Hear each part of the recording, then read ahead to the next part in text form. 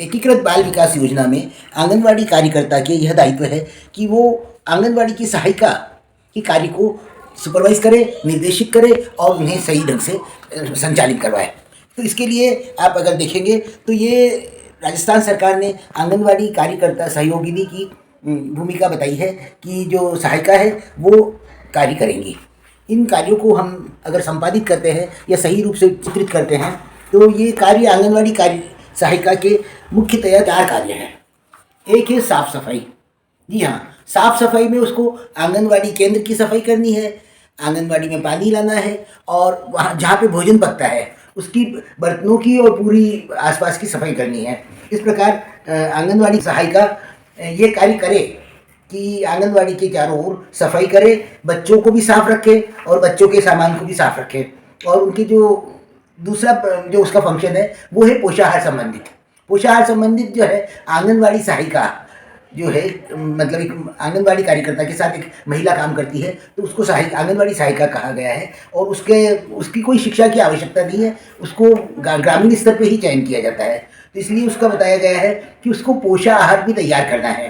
तो पोषाहार संबंधित कार्य करना है कि पोषाहार को सही ढंग से संरक्षित करे, पोषाहार का नाप तोल लेवे, उचित तरह से नाप तोल लेवे और आंगनवाड़ी कार्यकर्ता को देखरेख में पोषाहार का निर्माण करे, पौष्टिक आहार का कुकिंग निर्माण करे, उसको वितरित करे और उसको सही ढंग से बच्चों को खिलाए, ताकि और बच्चों को खिलाए और गर्भवती माताएं और धात्री माताओं को भी वितरण करे। इस प्रकार जो 0 से 3 साल के बच्चे हैं उनको भी वो आहार वितरण सही होना चाहिए। इसके अलावा उसका तीसरा दायित्व है, आंगनवाड़ी सहायिका का तीसरा दायित्व है पूर्व प्राथमिक शिक्षा में सहयोग करना। अर्थात जो पूर्व प्राथमिक शिक्षा का कक्ष है वहाँ पे दरी बिछाना, उसकी सामग्री को सही ढंग से व्यवस्थित करना और कक्ष में जो टीचिंग एड्स है, जो सहायक सामग्री है पढ़ाने की, उसको सही ढंग से व्यवस्थित और सजा करके रखना चारो तो। और साथ ही साथ वो बच्चों को मतलब जो है बच्चों के पीने का पानी की भी भरेगी, बच्चों के पीने की पानी की व्यवस्था करेगी। आंगनवाड़ी कार्यकर्ता का चौथा दायित्व है धात्री और गर्भवती माताओं को पोषाहार वितरण, उनको पोषाहार शिक्षा देने के लिए व्यवस्था करना, उन्हें पोषाहार के लिए बुलाना, जब महीने में सभा हो तब उनको बुला के लाना और उन्हें सही ढंग से जानकारी प्रदान करना। जो अगर वो स्थानीय भाषा में एक स्थानीय लीडर के रूप में काम करेगी, आंगनवाड़ी सहायिका वो स्थानीय लीडर के रूप में काम करेगी तो वो उनको मार्गदर्शन देगी धात्री माताओं को कि बच्चे का लालन पालन में और वैक्सीनेशन में किस प्रकार से कार्य करें। और साथ ही साथ बच्चों का वैक्सीनेशन में वो महत्वपूर्ण भूमिका अदा करेगी। और इस आशा सहयोगिनी जब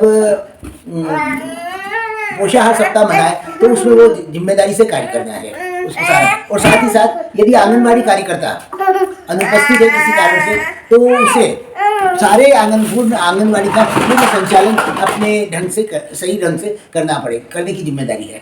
अगर वो रिकॉर्ड नहीं रख सके तो आशा सहयोगिनी से मदद ले ले, परंतु काम करना जरूरी है। आपने देखा कि आंगनवाड़ी का कार्यक्रम और आंगनवाड़ी कार्यकर्ता और आशा सहयोगिनी, आंगनवाड़ी सहायिका दोनों एक ही सिक्के के 2 पहलू हैं। एक जो काम आंगनवाड़ी कार्यकर्ता कर रही है उसमें मदद जो है वो आंगनवाड़ी सहायिका कर रही है और इसी वो उसके कार्य को मददगार है और उसको मदद कर रही है, तभी वो अपना मासिक भत्ता उठाती है।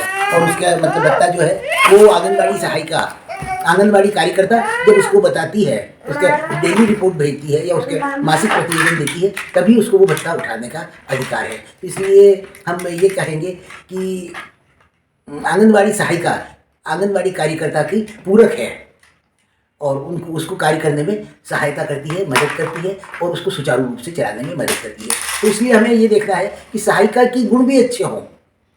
सिर्फ खाना पकाना या बांटना ही नहीं है, उसको सारी आंगनवाड़ी के संचालन की क्रियाएं आनी चाहिए। तो समय समय पे हमें सहायिका का भी मूल्यांकन करना होगा और साथ ही साथ उन्हें प्रेरणा देने के लिए हमें कुछ न कुछ इस प्रकार का पोषाहार कार्यक्रम में या आंगनवाड़ी कार्यक्रम में कुछ व्यवस्थाएं करनी पड़ेंगी, जिससे उनको रिवार्ड और पनिशमेंट की व्यवस्था हो।